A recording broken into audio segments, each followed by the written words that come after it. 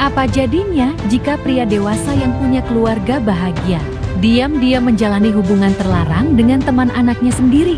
Di balik pintu rumah yang rapi, tersembunyi hasrat dan kebohongan yang siap meledak kapan saja.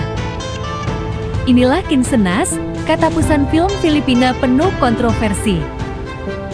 Tentang cinta terlarang, godaan, dan batas moral yang dilanggar dengan sadar. Cerita yang dimulai dari panggilan video dan berakhir dalam kekacauan. Langsung aja mari kita mulai. Conrado adalah pria paruh baya yang hidup berkecukupan. Ia punya istri dan seorang anak perempuan yang masih remaja. Sampai dia terhubung dengan seorang gadis muda bernama Bess melalui aplikasi video call. Awalnya biasa saja. Panggilan sesekali, candaan ringan. Tapi hubungan mereka berkembang jati makin intens, makin dekat, dan akhirnya jati pribadi. Bess memikat, dan Conrado yang khas perhatian mulai kehilangan kendali.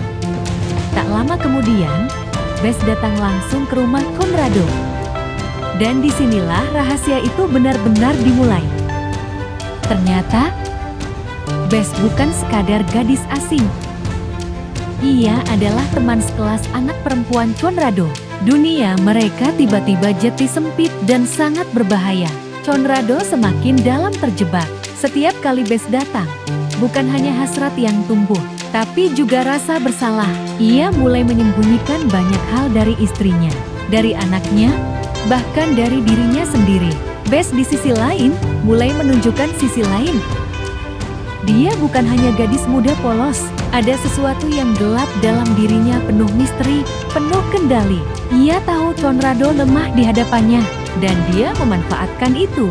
Conrado terjebak antara dua dunia, keluarganya yang hancur perlahan, dan Bess yang jati candu. Ia berbohong, menghindar, dan terus kembali.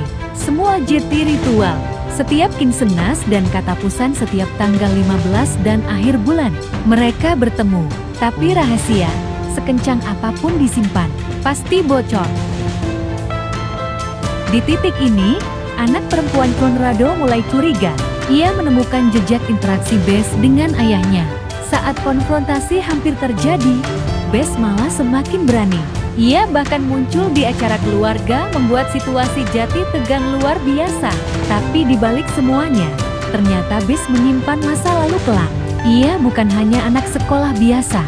Ia punya luka, trauma, dan motivasi pribadi. Beberapa menyebut, ia mendekati Conrado bukan karena cinta tapi karena balas dendam tersembunyi.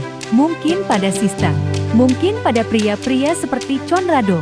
Di akhir cerita, hubungan mereka retak.